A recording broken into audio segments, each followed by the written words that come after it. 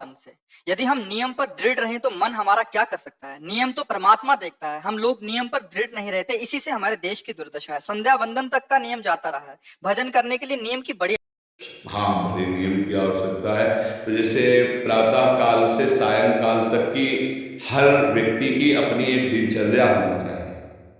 ऐसा नहीं कि आज हम 4 बजे उठे, कल 7 बजे उठे, पर फिर मन को आप कंट्रोल नहीं कर पाएंगे। मन के लिए एक दिनचर्या होनी चाहिए कि हमको 10 बजे सोना है, 4 बजे उठ जाना है, तो फिर 4 से सवा 4 नहीं होना चाहिए। 4 बजे उठ जाना, ऐसा नियम बना ले। और उठ करके हमको थोड़ी देर नाम जप करना है, थोड़ी देर हमें वाणी जी का गायन करना है, थोड़ी देर हमें ध्यान, एक अपनी दिनचर्या। फिर हम अपने संसार के कार्य के नियम, जो संसार के कार्य हैं, उनको भी करते हुए भगवान को समर्पित करें। जैसे जो पद में है, जो आपको राष्ट्र सेवा मिली है, जो आपको समाज सेवा के पद मिले, या आपको जो घर की सेवा के कार्य मिले, उनमें बहुत धर्म पूर्वक आचरण होना चाहिए। अगर आप अधर्म आचरण करते हैं, अपने पद का दुरुपयोग करते हैं, तो आप सुबह जग करके थोड़ा माला चला लीजिए, फिर भी आपका कल्याण नहीं होगा, क्योंकि आप अपने पद का, अपने सेवा का दुरुपयोग कर रहे हैं। जैसे हम जानते हैं कि अधर्माचरण है, ये अधर्मी है, हमें पता है दोषी, और वो हमको कुछ धन दे देता है, और हम उसको मुक्त करवाने की बात सोचते हैं, और जो निर्दोष है उसको फंसा देते हैं।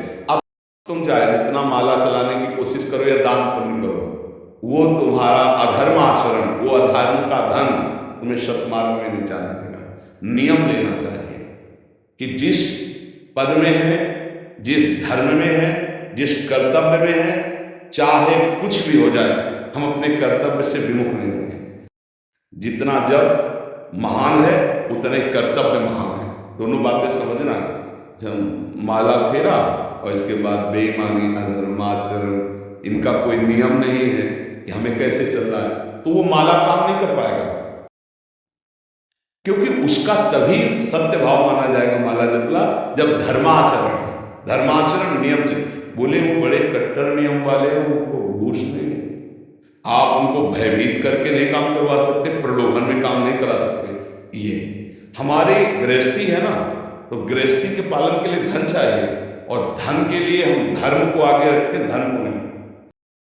धर्म को हमारा कर्तव्य क्या, प्रायः जैसे पूज्य बाबा ने कहा, आज हमारे देश में बहुत दुर्दशा हो रही है। दुर्दशा हो रही, क्यों? क्योंकि सब अपनी जगह से गलत हो रहे हैं। अगर अपनी जगह हम ठीक रहे तो हमारी दुर्दशा नहीं होगी, हमारा भजन कम होगा, लेकिन हम धर्म से चल रहे हैं तो हम विजयी होंगे। हम भगवान को प्रसन्न कर सकते हैं, क्योंकि हमें जो कार्य मिला वो भगवान का एक कार्य, सृष्टि भगवान का कार्य। जैसे नए बच्चे कुछ वकालत पढ़ रहे थे, तो यहाँ के प्रश्न किया था कि हम जानते हैं कि वो दोषी नहीं है, कि वो दोषी है, पर दोषी हमें पैसा दे रहा है, तो हम वकालत पढ़ी इसीलिए, हम उसको जिताएंगे, तो क्या कोई पाप है? तो उनका खुला पाप है। बोले नहीं, हमारी कोई ऐसा कंपनी दो, ऐसा कुछ बोले कि हमारी कंपनी को ये सिखाया जाता है, तो हमको तो एक करना ही होगा, अगर नहीं करेंगे तो हमारी वकालत का मतलब क्या रहा? तो नहीं, वकालत का मतलब अधर्मी को मुक्त करवाना नहीं है। वकालत का मतलब अधर्मी के सबूत एकत्रित करके उसको दंड दिलवाना है, और धर्मात्मा को मुक्त करवाना है। तो इसके लिए आपके पास अर्थव्यवस्था अगर कमजोर भी है, तो धर्म व्यवस्था आपकी पूरी है। धर्म व्यवस्था ठीक है तो परिवार स्वस्थ रहेगा, सुखी रहेगा, भगवान आप पर प्रसन्न रहेंगे।